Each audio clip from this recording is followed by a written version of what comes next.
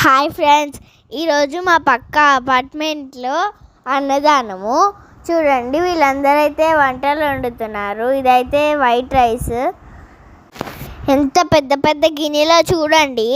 వీళ్ళైతే అన్నం, హల్వా, పులిహార, బగారా రైస్, సాంబార్ ఇలాంటివన్నీ వండారు. సాంబార్ ఉందంటే ఇంకా అప్పడాలు కంపల్సరీ కదా, అప్పడాలు కూడా పెట్టారు. అండ్ మెయిన్గా ఆలూ బజ్జీ అయితే పెట్టారు. మాకు ఆలూ బజ్జీ లేకపోతే మేము వెళ్ళి అడిగి మరీ తెచ్చుకున్నాము. చూడండి, హల్వా అయితే తెచ్చేసి పెట్టారు. నేనైతే నాకు ఆకలేసేసి పెట్టిన వెంటనే టేస్ట్ చేసేసాను. చాలా బాగుంది హల్వా అయితే, నాకు భలే నచ్చింది. ఈ అన్నిటి మీద బొగ్గులు అయితే వేశారు నల్లగా. అసలు ఈ గిన్నె ఎక్కడుందో బొగ్గులు ఎక్కడున్నాయో కూడా తెలియట్లేదు. రెండు నల్లగా ఉన్నాయి కదా. అటు పక్కన వంటలు అయితే, ఇటు పక్కన కూరగాయలు కోస్తున్నారు. వీళ్ళైతే టెంట్ వేసుకుని చేస్తారు. కనీసం ఇటు పక్కన వాళ్ళు అయితే ఇంకా ఆనియన్స్, ఇంకా ఆలూస్ ఇవన్నీ కోస్తూనే ఉన్నారు. అది కూడా టెంట్ లేకుండా.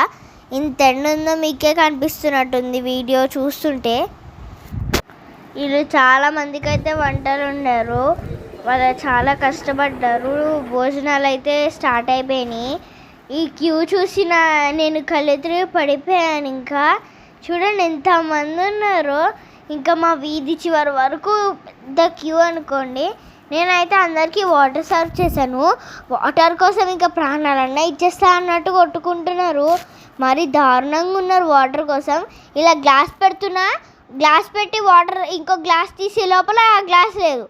అది నేను షాక్ అయిపోయాను. నాకు ఈరోజు తెలిసింది వాటర్ విలువ ఏంటంటే. అందరు వాటర్ కోసం కొట్టుకుంటున్నారు.